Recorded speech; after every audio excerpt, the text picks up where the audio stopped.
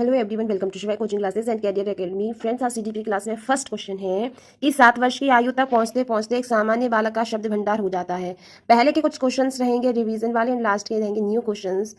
बताइए। Option A है 1000 शब्द, ऑप्शन बी है 6000 शब्द, ऑप्शन सी है 11000 शब्द या ऑप्शन डी है 16000 शब्द। 7 वर्ष की आयु तक पहुंचते पहुंचते एक सामान्य बालक का शब्द भंडार हो जाता है। कितना हो जाता है? ऑप्शन बी 6000 शब्द का। 7 वर्ष की आयु तक पहुंचते पहुंचते एक सामान्य बालक का शब्द भंडार 6000 शब्द का हो जाता है। नेक्स्ट क्वेश्चन है, विद्यालय का बालक पर क्या प्रभाव पड़ता है? विद्यालय का बालक पर क्या प्रभाव पड़ता है? ऑप्शन ए में दिया गया है कि बालक के शारीरिक, मानसिक, सामाजिक, सांस्कृतिक तथा चारित्रिक विकास पर प्रभाव पड़ता है। बी में दिया गया है बालक के व्यावसायिक विचारों पर प्रभाव पड़ता है। सी में दिया गया है कि बालक के राजनीतिज्ञ विचारों पर प्रभाव पड़ता है। डी में है उपरोक्त सभी। विद्यालय का बालक पर क्या प्रभाव पड़ता है? इसका जो राइट आंसर है वो है उपरोक्त सभी। राइट। नेक्स्ट क्वेश्चन, बालक के समाजीकरण में कौन से तत्व बाधक हैं? बालक के समाजीकरण में कौन से तत्व बाधक हैं?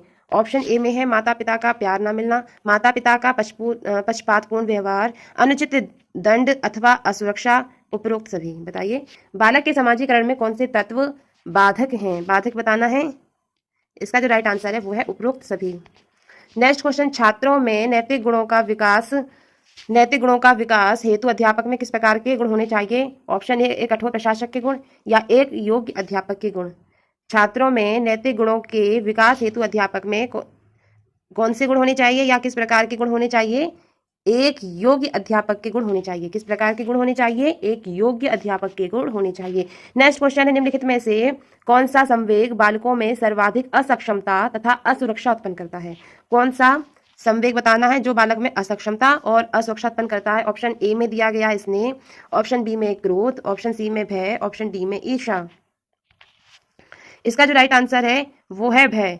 भय जो संवेग है वो बालक में असक्षमता तथा असुरक्षा उत्पन्न करता है।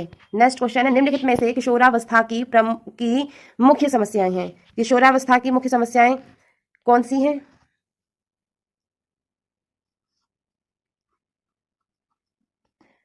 ऑप्शन ए में दिया गया है शारीरिक विकास की समस्याएं किशोरावस्था की, समायोजन की समस्या है किशोरावस्था की, काम और संवेगात्मक समस्याएं हैं किशोरावस्था की, या होगा उपयुक्त सभी। तो ये राइट आंसर क्या है?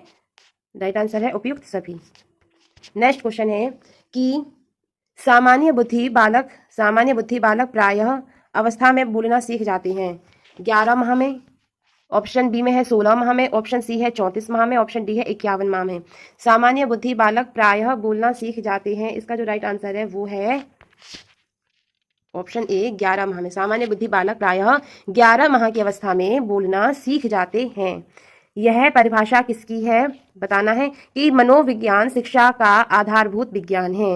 मनोविज्ञान शिक्षा का आधारभूत विज्ञान है।